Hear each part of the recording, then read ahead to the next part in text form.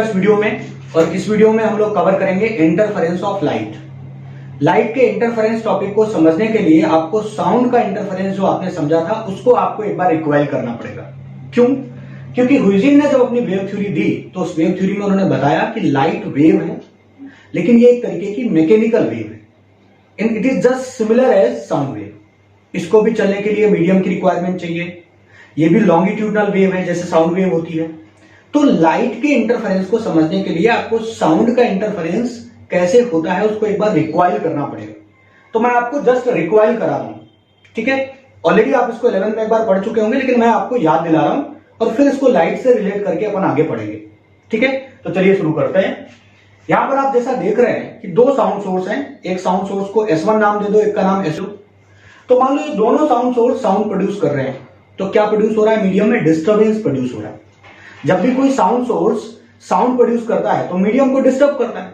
जैसे मैं यहां से बोल रहा हूं तो मेरे सामने जो एयर के पार्टिकल्स हैं वो क्या हो रहे हैं? डिस्टर्ब हो रहे हैं। ये आगे वाला पार्टिकल वो अगले वाले पार्टिकल को डिस्टर्ब कर रहा है, वो और अगले वाले पार्टिकल को डिस्टर्ब कर रहा है। फिर किसी के ईयर में जाता है तो उसका ईयर ड्रम डिस्टर्ब होता है, तभी तो आवाज हमारी सुनाई देती है। तो पार्टिकल्स जब ऑसिलेट करते हैं, है ना, ऐसे ऐसे करके पार्टिकल्स ऑसिलेट करते हैं तो वेव ट्रेवल करती है, एक डिस्टर्बेंस ट्रेवल करता है, जिसको अपन कहते हैं साउंड वेव। जैसे यहां पर मान लो ये हमारा S1 सोर्स है और ये हमारा S2 सोर्स है। दो स्पीकर यहां पर दोनों गाने प्ले कर रहे थे, तो भाई दोनों से डिस्टर्बेंस निकलेगा। तो जो पार्टिकल होगा उसके साथ क्या होगा? वो दोनों पे डिस्टर्बेंस झेलेगा। एक आदमी इधर से धक्का मार रहा है, एक आदमी इधर से धक्का मार रहा है, तो उसका कुछ रिजल्ट मिलेगा। तो जो रिजल्ट मिलेगा उससे जो वेव प्रोड्यूस होगी उसको हम कहेंगे इंटरफेयर्ड वेव। जैसे ऐसे समझो, जैसे मान लो यहां पर कोई पार्टिकल है P, तो उसको ये वाला भी साउंड सोर्स डिस्टर्बेंस भेज रहा है और ये वाला साउंड सोर्स भी डिस्टर्बेंस भेज रहा है। तो यहां पर जो पार्टिकल P है उसके साथ कुछ रिजल्टेंट डिस्टर्बेंस मिलेगा उसको। तो जो रिजल्टेंट डिस्टर्बेंस मिलेगा उसकी वजह से जो वेव प्रोड्यूस होगी वो दोनों से मिलकर बनी है। और जब दो या दो से ज्यादा वेव एक मीडियम में ट्रेवल करें तो उसको हम कहते हैं सुपरपोज कर गई। मीडियम में क्या मिल गई दोनों। भाई ऐसे समझो ना, इस P पार्टिकल को कोई इधर धक्का मारना चाहता था, कोई इधर धक्का मार रहा था, तो पार्टिकल किधर जाएगा? कहीं इधर कहीं जाएगा। बात को समझ रहे हैं? जैसे मैं यहां से चिल्ला रहा हूं, साथ में इधर से और भी कोई चिल्लाने लगे, तो अगर दोनों लोग यहां से बोलेंगे तो दोनों के डिस्टर्बेंस चलेंगे ना। तो दोनों के डिस्टर्बेंस एक दूसरे के साथ मिलेंगे। यहां वाला पार्टिकल दोनों डिस्टर्बेंस की बात मानेगा। मैं इधर से बोल रहा हूं, वो उधर से बोल रहा है, तो पार्टिकल किसी एक रिजल्टेंट डिस्टर्बेंस में जाएगा। तो ये जो फिनोमिना है दो या दो से ज्यादा वेव का मिल जाना, सुपर इंपोज कर जाना, that phenomena is known as interference of sound. Sound के केस में साउंड का बोलेंगे, लाइट के केस में लाइट का बोलेंगे। तो ये वैसा ही है जैसे कि साउंड का इंटरफेरेंस वैसे ही है जैसे लाइट का इंटरफेरेंस था। अरे जनरल लाइफ में बोलते हैं ना अपन कि हमारी बात में इंटरफेयर मत करो। इसका क्या मतलब? इसका मतलब जो मेरी वेव प्रोड्यूस हो रही है उसमें अपनी वेव को मिक्स मत करो, वरना दोनों मिल जाएंगी और कुछ रिजल्ट और निकलेगा। तो जो रिजल्टेंट वेव निकलेगी वो इंटरफेयर्ड वेव होगी। और ये जो फिनोमेना है जिसके बारे में हम पूरी स्टडी कर रहे हैं, that is interference of sound या इंटरफेरेंस ऑफ लाइट। मैं बार बार साउंड और लाइट एक ही जैसा क्यों बोला?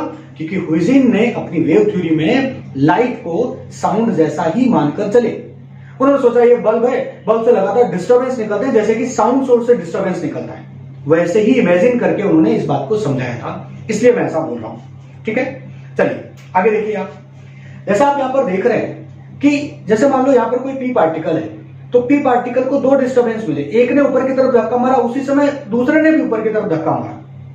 तो भाई अगर दो वेव है, सपोज दैट एक वेव हमारी S1 और एक वेव हमारी S2 है और दोनों मिल गई, ये रही हमारी S1 और ये वेव रही हमारी S2, दोनों वेव मिल गई, तो सोचो यहां पर क्या बन रहा है? क्रस्ट बन रहा है। तो दोनों की वजह से जो पार्टिकल है, दोनों यहां पर देखो, दोनों पार्टिकल को कहां धक्का मार रहे हैं? ऊपर की तरफ।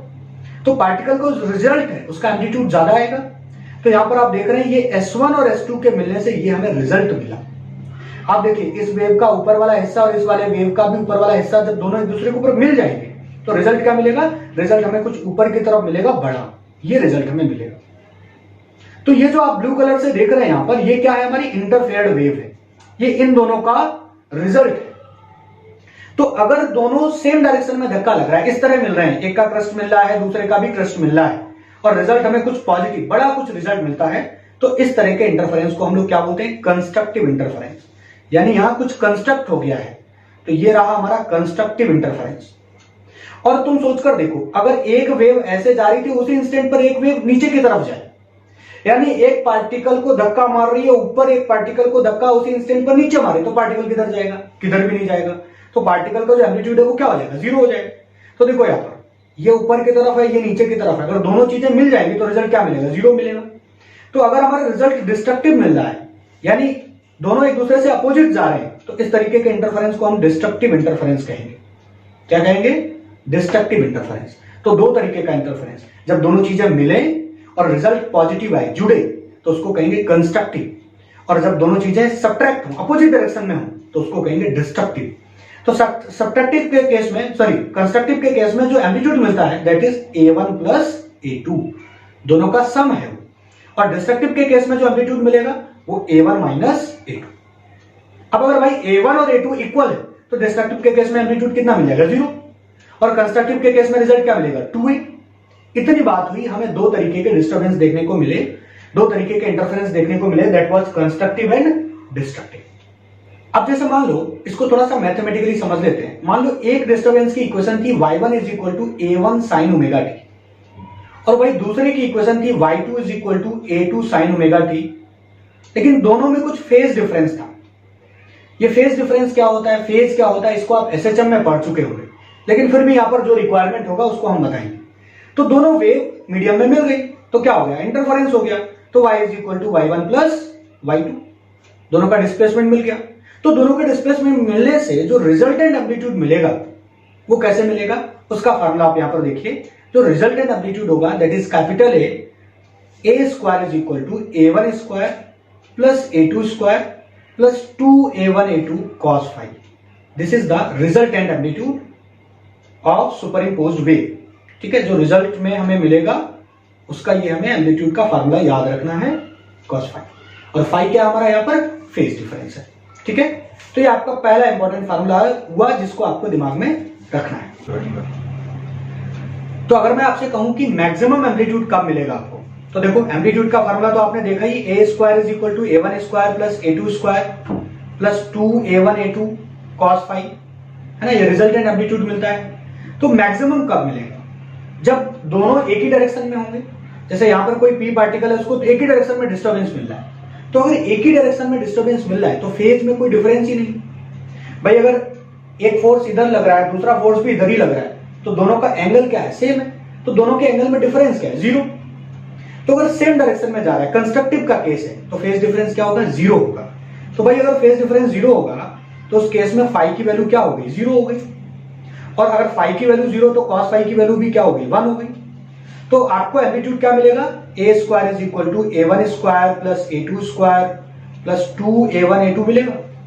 और ये किसका स्क्वायर लिखा है? ये लिखा है सर A1 प्लस A2 का whole square, A square is equal to, इधर से आप स्क्वायर हटाएंगे, रूट लगाएंगे, तो क्या मिलेगा? A is equal to A1 plus A2। ये बात मैंने आपको पहले भी बताई थी कि ये कंस्ट्रक्टिव के केस में आपको एम्पलीट्यूड मिलता है कब? जब दोनों वेव सेम फेज में हो, यानी दोनों के बीच का जो फेज डिफरेंस हो वो जीरो, दोनों के बीच का जो एंगल का डिफरेंस हो वो जीरो। ठीक है, तो बहुत सिंपल सी बात है, ये फार्मूला आपको ध्यान रखना है।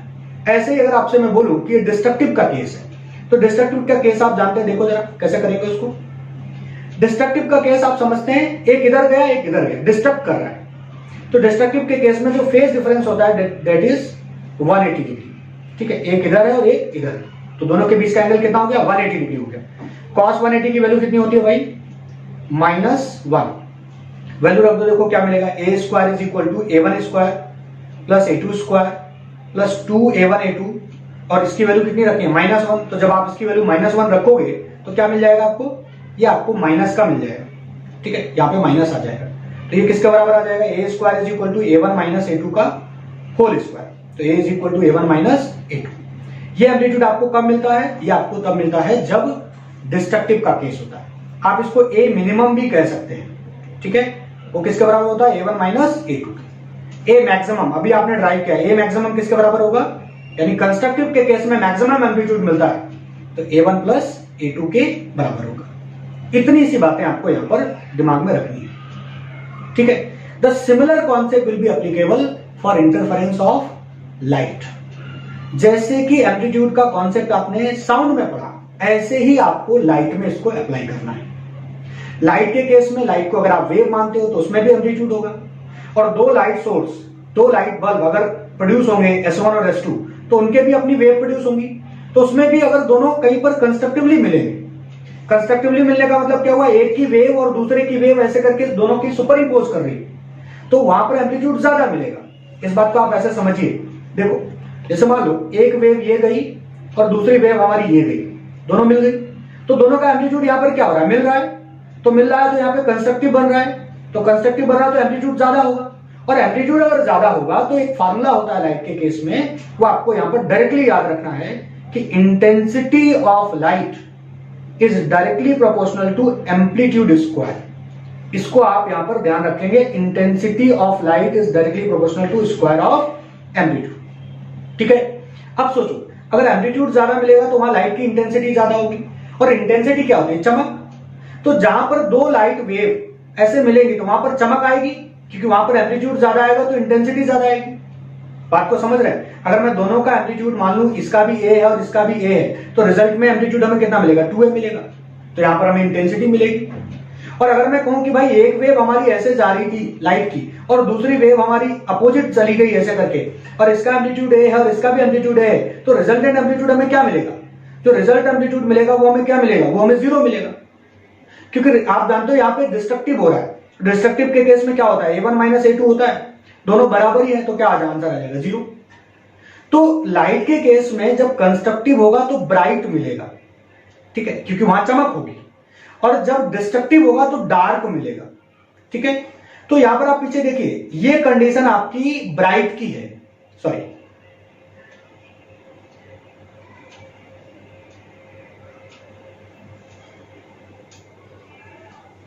ये कंडीशन आपकी यहां पे जो आप देख रहे हो, ये कंडीशन आपकी ब्राइट की है।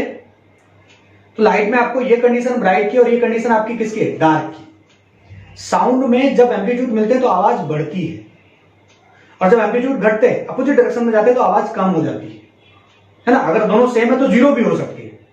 लाइट के केस में क्या होगा, जब दोनों मिलेंगे कंस्ट्रक्टिव होगा तो ब्राइटनेस बढ़ेगी, चमक बढ़ेगी, और जब दोनों अपोजिट डायरेक्शन में होंगे, आउट ऑफ फेज होंगे, डिस्ट्रक्टिव होगा तो वहां पर डार्कनेस आएगी या डार्क ही बन जाएगा। ठीक है, जैसे इस केस में आप देख रहे हो कि यहां पर क्या बनेगा आपका, यहां पर डार्क बनेगा और यहां पर क्या बनेगा, ब्राइट बनेगा। ठीक है, तो कंस्ट्रक्टिव इंटरफेरेंस मतलब ब्राइट, डिस्ट्रक्टिव इंटरफेरेंस मतलब डार्क। ठीक है, चलिए आगे बढ़ते हैं हम लोग।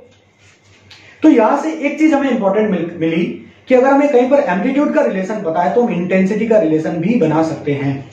कैसे, जरा देखिए, इसको मैं मिटा देता हूं। इस चीज को आप यहां से देखिए, यहां पे देखो, देखो भाई, आपको एम्पलीट्यूड का फार्मूला पता है तो आप इंटेंसिटी का भी फार्मूला बना सकते हो। क्यों? क्योंकि अभी हमने बताया intensity of light is directly proportional to amplitude square. तो जो रिजल्टेंट इंटेंसिटी होगी उसका भी फार्मूला बना सकते हो। मान लो एक सोर्स की इंटेंसिटी थी I1, दूसरे सोर्स की इंटेंसिटी थी I2, तो I1 किसके डायरेक्टली प्रोपोर्शनल होगा, A1 स्क्वायर के, I2 किसके डायरेक्टली प्रोपोर्शनल होगा, A2 स्क्वायर के।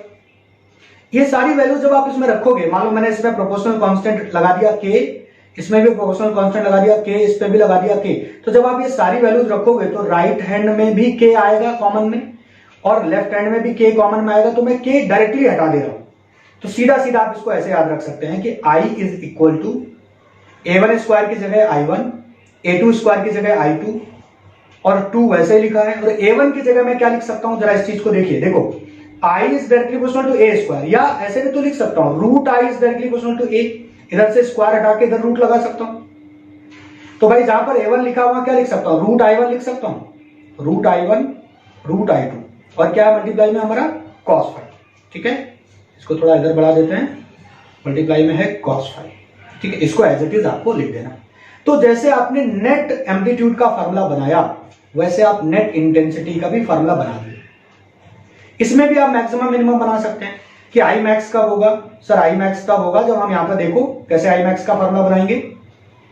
आई मैक्स का फार्मूला यानी कंस्ट्रक्टिव के केस में नेट इंटेंसिटी का फार्मूला कब होता है, जब cos फाई की वैल्यू क्या होती है 1, फाई की वैल्यू 0, तो cos फाई की वैल्यू 1, तो क्या बनेगा देखो जरा, I1 plus I2 plus 2 root I1 I2, है ना, एक साथ ही लिख दे रहा हूं, और cos फाई की वैल्यू 1। ऐसे मिनिमम की वैल्यू क्या होगी जरा बताइए, ये मिनिमम की वैल्यू होगी I1 I2 और cos फाई की वैल्यू उसमें कितनी होती है, -1। इसको डायरेक्टली तुम ऐसे भी याद रख लो कि cos की मैक्सिमम वैल्यू +1 और मिनिमम वैल्यू -1। तो जब मैक्सिमा केस हो तो +1 ले लो और मिनिमा केस हो तो -1 ले लो। तो यहाँ पे क्या होगा, माइनस का 2√i1i2, ऐसे हम इसको लिखेंगे। तो ये आपका पहले इंटेंसिटी कंस्ट्रक्टिव के केस में और ये आपकी किस में, डिस्ट्रक्टिव के केस में। और कहीं पर भी अगर आपको एम्पलीट्यूड का फॉर्मूला आता है तो आप उसको तुरंत जहां पर a² लिखा हो उसकी जगह आप डायरेक्टली ai रख के उस फॉर्मूले को कन्वर्ट करो। क्योंकि अगर तुम्हारे दिमाग में ये आ रहा है कि सर ये प्रोपोर्शनल का कांस्टेंट यहाँ पे k आएगा, तो भाई अगर कांस्टेंट इधर भी तो आएगा, इधर भी तो देखो ki आएगा, इधर भी ki1 आएगा, इधर भी ki2 आएगा, तो k कॉमन निकाल दो, खत्म हो जाएगा। तो आप डायरेक्टली याद रखो कि आप a² की जगह सीधा क्या रिप्लेस करना, i रिप्लेस करना, या अगर a है तो a की जगह क्या रिप्लेस करना, √i रिप्लेस करना, और आपके इंटेंसिटी के फॉर्मूले बन जाएंगे। तो यहां पर देखिए मैक्सिमम एम्पलीट्यूड का आपने फार्मूला देखा, a मैक्स का a1 + a2, मैक्सिमम इंटेंसिटी का फार्मूला देखा, मिनिमम के केस में यहां माइनस आता है, बस इतना सा फर्क है। देखो इस i मैक्स के फार्मूले को अगर आपको ये नहीं भी याद रहे तो आप इसको ऐसे भी लिख सकते हैं। देखो जरा, केवल अगर आपको ये एम्पलीट्यूड वाला फार्मूला याद है तो इसी से आप बना सकते हैं। कैसे, a को आप √i लिख सकते हैं, √i मैक्स, और a1 को आप √i1 लिख सकते हैं, a2 को आप √i2 लिख सकते हैं। ठीक है, बन गया फार्मूला। यही फार्मूला आप ध्यान रख लो। ठीक है, तो अगर कहीं आपको एम्पलीट्यूड का फार्मूला पता है तो इंटेंसिटी का फार्मूला आपको याद करने की जरूरत नहीं है, वो उसी से बन जाएगा। ये वही फार्मूला लिखा है, आप चाहो तो इसको खोल के देख लो, दोनों तरफ स्क्वायर कर दो। तो भाई जब दोनों तरफ स्क्वायर करोगे तो इधर i मैक्स बनेगा, और i मैक्स बनेगा इधर क्या बनेगा, i1 i2 a² b² वाला फार्मूला लगाओगे तो 2√i1i2 ये बनेगा आपका। तो वही गया आपका, यहाँ पे देखो ये आपने पढ़ी वही। तो आप ऐसे करके इस चीज को याद रख सकते हैं। इस पे बहुत सारे क्वेश्चंस आए हुए हैं, हम आपको क्वेश्चंस भी कराएंगे। देखिए जरा आगे। तो देखो आपको किसी क्वेश्चन में जैसे टाइप 1 की बात करें कि कैसा कैसा क्वेश्चन यहां पर आपको पूछा जा सकता है, तो किसी क्वेश्चन में हो सकता है आपको a1/a2 दे दें, इसकी वैल्यू आपको दे दें, ठीक है, इसका डाटा आपको दे दिया जाए, और आपसे a मैक्स यानी मैक्सिमम एम्पलीट्यूड और मिनिमम एम्पलीट्यूड का रेशियो पूछ लिया जाए। ठीक है, अगर a मैक्स और a मिनिमम का रेशियो पूछ लिया जाए तो आप बहुत सिंपल जानते हैं कि भाई a मैक्स जो होता है वो होता है a1 + a2, और a मिनिमम जो होता है हमारा वो होता है हमारा a1 - a2। ठीक है, लेकिन आप यहां पर देखिए आपको a मैक्स और a मिनिमम निकालना है और आपको a1 और a2 दिया गया है, इसका रेशियो a1 + a2 नहीं दिया गया है। तो कैसे करेंगे आप इसको, आप रेशियो के फॉर्म में बना लें। कैसे आप इसको रेशियो के फॉर्म में बनाएंगे, यहां से आप a2 को कॉमन ले लें। देखिए कैसे बना रहा हूं मैं फार्मूले को, इसको जरा ध्यान से देखिए। अगर आप इससे a2 बाहर निकाल लेंगे तो अंदर क्या बचेगा, अंदर बचेगा a1/a2 + 1 अपॉन, नीचे से भी a2 को कॉमन ले लीजिए तो a1/a2 - 1, ये आपका बचेगा। इससे आप देखिए यहां से a2 और a2 को अगर आप कैंसिल आउट कर देंगे तो आपको जो फार्मूला मिलेगा that will be equal to a1/a2 + 1 upon a1/a2 - 1। ये आपका फार्मूला बना a मैक्स और a मिनिमम का। ये फार्मूला आपको ध्यान रखना है, फ्रैक्शन के फॉर्म में आपने इस फार्मूले को बना लिया। ठीक है, तो ये कोई नया फार्मूला नहीं है, हमने इसी से इसको थोड़ा सा हमने प्रॉपर वे में ऐसे लिखा है। क्यों ऐसे क्यों लिखा मैंने, क्योंकि a1/a2 की वैल्यू हमें पता थी, हमें a1 + a2 की वैल्यू नहीं पता थी। तो हमने यहां से a2 को बाहर निकाल दिया। तो अगर हम यहां से a2 को बाहर निकालेंगे तो भाई यहां 1 बचेगा और यहां पर a1 के नीचे क्या आ जाएगा, a2 आ जाएगा। तो ये फार्मूला बनाने का तरीका है। अब अगर हमें a1/a2 की वैल्यू क्वेश्चन में दे दे, जैसे मान लो ये 2/3 दे दी, तो भाई हम यहाँ पे 2/3 रखेंगे, यहाँ पे 2/3 रखेंगे और इस डाटा को सॉल्व कर लेंगे, क्वेश्चन हमारे लिए आसान हो जाएगा। तो ऐसा क्वेश्चन आपसे पूछा जा सकता है। ठीक है, अगर आप इस फॉर्मेट को याद रखते हैं तो बेहतर रहेगा, आप फ्रैक्शन वाले क्वेश्चन इजी वे में कर पाएंगे। ओके, चलिए आगे देखिए और किस वैरायटी के क्वेश्चन आपसे पूछे जा सकते हैं। जैसे मान लो इसी में हम आपको a मैक्स और a मिनिमम का रेशियो दे दें। जैसे मान लो हम कोई क्वेश्चन ऐसा दे दें कि भाई a मैक्स और a मिनिमम का रेशियो आपका है 9/25, ये रेशियो है। तो आप a1/a2 का रेशियो बताइए। तो सिंपल सी बात, अगर आपको ये रेशियो पता है तो आप ये रेशियो इजली वे में निकाल लेंगे। इसका इधर प्रोडक्ट करिए, इसका इधर प्रोडक्ट करिए, आपको a1/a2 मिल जाए। आसान है, इस फॉर्मूले पर बेस्ड आपसे क्वेश्चन पूछे जा सकते हैं। हाँ, कुछ जगह आपको यही सेम कॉन्सेप्ट इंटेंसिटी के लिए लगाना पड़ सकता है, तो आप इसी फॉर्मूले को याद रखें और इसी से आप इंटेंसिटी का फॉर्मूला बना सकते हैं। आपको उसको अलग से पढ़ने की जरूरत नहीं है। कैसे, जरा देखो, I max upon I minimum है ना। और आप जानते हो a is directly proportional to under root I, क्योंकि आप ये बात अभी पढ़ चुके हो, i is directly proportional to a square, या इधर से स्क्वायर हटाते हैं तो इधर रूट लगाते हैं, root is directly proportional to a। तो जहां पर a लिखा है वहां रूट i लिख सकता हूं मैं। तो देखो यहां पर मैं रूट लगाकर इसको लिख देता हूं, ये देखिए इज इक्वल टू, जहां जहां लिखा उसको वैसे ही आप लिखिए, a1 की जगह i1 लिखिए, i2 लिखिए, बस रूट में लिखिए, प्लस 1 अपॉन में नीचे क्या i1 बाई i2 और माइनस 1। ठीक है, अगर आप चाहते हो दोनों तरफ से स्क्वायर कर देना तो ये कैसा बन जाएगा, ये बन जाएगा i max upon i minimum is equal to क्या बनेगा भाई, under bracket root i1 by i2 plus 1 इसका square upon root i1 by i2। ठीक है, इसको थोड़ा और सही से लिख देता हूं मैं, i1 बाई i2 माइनस 1। ठीक है, ये बन गया आपका फॉर्मेट। तो अगर ये फॉर्मेट आप याद रखोगे तो डेफिनेटली आप क्वेश्चन को इजीली वे में कर पाओगे। इसमें भी आपको क्वेश्चन में क्या क्या देगा, या तो i मैक्स और i मिनिमम का रेशियो दे देगा, या i1 बाई i2 का रेशियो दे देगा। आपको इसमें सीधा डाटा रखना है और आपको कैलकुलेट करना है। ठीक है, कर सकते हो। एक और यहाँ पे इंपॉर्टेंट पॉइंट है, उसको आप चाहो तो याद कर लो।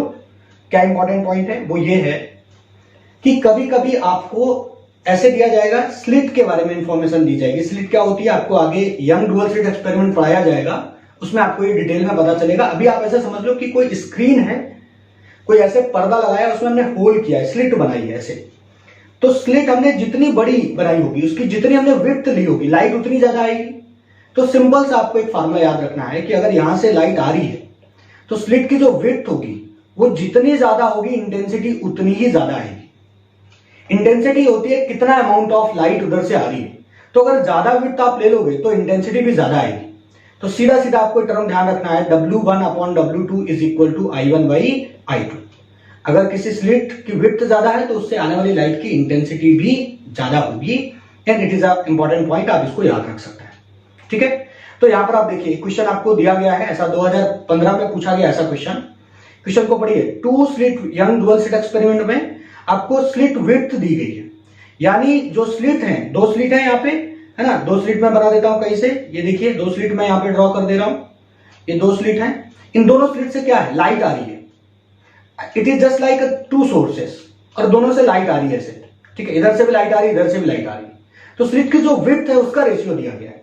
तो भाई अगर विड्थ का रेशियो दिया गया है W1 by W2 is equal to 1:25 आपको दिया है, तो बेसिकली ये किसके इक्वल होता है, ये I1 बाई I2 के इक्वल होता है। आगे आपको I मैक्स और I मिनिमम का रेशियो पूछ रहा है, तो अगर भाई I मैक्स और I मिनिमम का रेशियो आपसे पूछा जा रहा तो अभी आप इसका फॉर्मेट देख चुके हैं।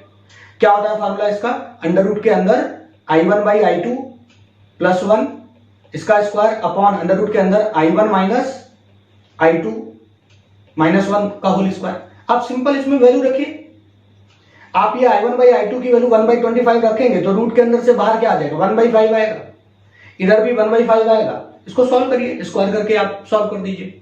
तो सिंपल सी बात है, टाइम वेस्ट नहीं करते, आगे बढ़ते हैं। तो इसको आप इजीली वे में कर लेंगे। ठीक है, ऐसे बहुत सारे क्वेश्चंस बने हैं। आप अगर मॉड्यूल देखेंगे, आप अगर जो मटेरियल है उसको अगर आप उठाकर देखेंगे, इवन प्रीवियस ईयर के क्वेश्चंस अगर आप देखेंगे तो इस कॉन्सेप्ट पर बेस्ड आपको बहुत सारे क्वेश्चंस देखने को मिलेंगे।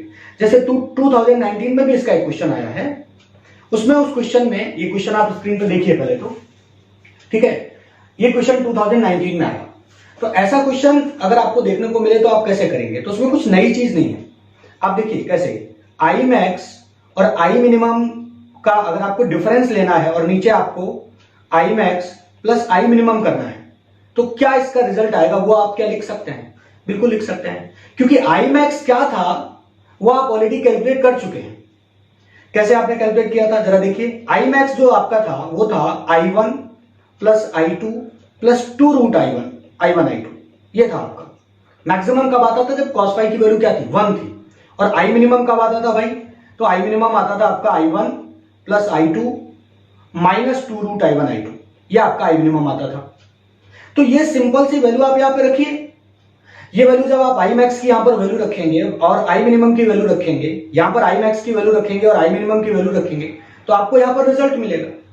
उस रिजल्ट को आप I1 बाई I2 के फॉर्मेट में कन्वर्ट करिए, जैसा कि अभी मैंने फार्मूले में आपको कन्वर्ट करके बताया। तो जो क्वेश्चन आपके सामने, आप इस क्वेश्चन को आसानी से कर लेंगे। तो एक बार आप इस क्वेश्चन को ट्राई करिए और कमेंट में जरूर इसका आंसर बताइए। ठीक है, तो ये सिंपल सा आपका कॉन्सेप्ट था। इस पर बेस्ड प्रीवियस ईयर में कई सारे क्वेश्चन आए, बहुत टफ चीज नहीं थी, बहुत आसान है। आई होप आपको समझ आया होगा। ठीक है, तो आज के लिए इतना ही रखते हैं इस वीडियो में। Thank you very much.